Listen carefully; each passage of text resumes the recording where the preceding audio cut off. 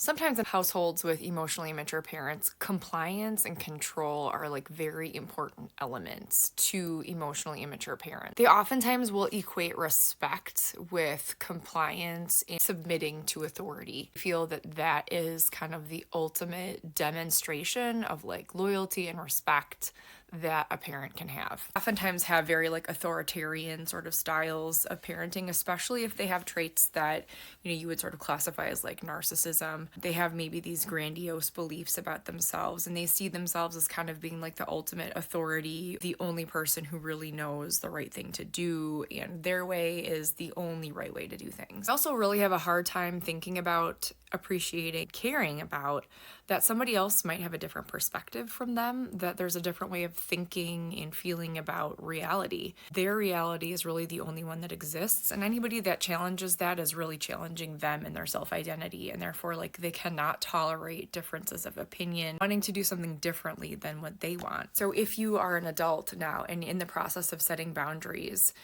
in the relationship that you have with your parents, it can feel very disconcerting. It can feel very dysregulating to say no to something or to do something the way that you want to do it, because you've been kind of trained to be compliant and submit to whatever that parent thinks the right thing to do is. So it can provoke a lot of anxiety, which is really just that survival instinct and self-preservation kicking in, because your history is that if you do things your own way and you're independent, like that's wrong and that's bad and it's going to be punished in some way. You're not doing anything wrong by setting boundaries with parents that do these kinds of things. Being able to understand that nervous system response to these things and learning how to regulate that and manage that in healthy ways oftentimes can help people regain that sense of identity, regain that sense of control, and help them manage the bodily aspects that come along with setting boundaries, especially when they have a history with these emotionally immature parents or parents that were abusive, controlling,